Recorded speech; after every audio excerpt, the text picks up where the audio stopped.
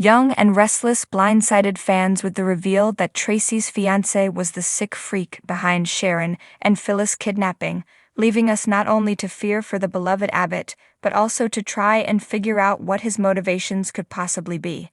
As it turns out, the real reason behind the plot might not be what you're thinking at all. Even more unbelievable than Phyllis not returning Daniel's calls right after he agreed to join the team at Abbott Communications was the idea that Sharon would go missing yet again on Young and Restless after all she'd been through.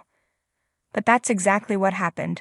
Both Phyllis and Sharon went MIA, and we soon discovered they were locked up in an abandoned mental facility, together. What ensued was nothing short of what you'd expect. Loads of bickering brought to a fever pitch by panic, with fleeting moments of cooperation, not to mention comic relief, thrown in for good measure. They soon learned they were part of an experiment, seemingly to test whether or not they could work through their considerable differences in order to survive. Just as realization was dawning on Sharon that they might not be freed anytime soon, Young and Restless viewers learned who their captor was, and it was a shocker. We came up with a pretty solid theory as to why Alan/Martin targeted Sharon and Phyllis, but we still had to question why the writers would put Sharon through this again, so soon after her ordeal with Ian and Jordan. Phyllis, too, had been through the ringer with Heather's death and nearly being killed in a car wreck. No sooner did they start to get back on their feet than the rug was pulled out from under them. Why, if you've been paying attention to the way this has played out, you may already have a clue. The kidnapping took place immediately after Valentine's Day, which featured Sharon imagining a reconciliation with Nick and Phyllis dreaming of reigniting her old spark with Billy in Paris. When it was revealed that Sharon and Phyllis had both gone missing, the story centered around Daniel, Summer, and Nick, with Chance being pulled in to help investigate their disappearances.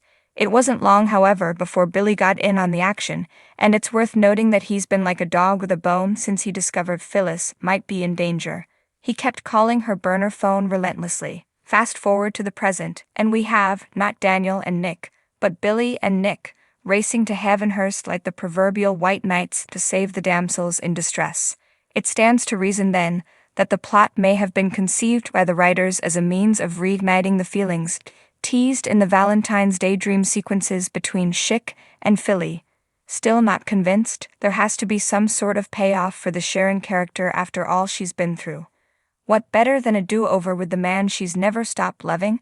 As for Philly, while that pairing seems less likely given he's still in the honeymoon phase with Sally, Young and Restless teased a Phyllis/Billy/Sally love triangle this year, and with Phyllis and Billy working side by side, it's not a stretch. Phyllis has already been dreaming about Billy, and his protectiveness of her is clearly evident. Should the rescue make him realize there are still feelings there, it's only a matter of time.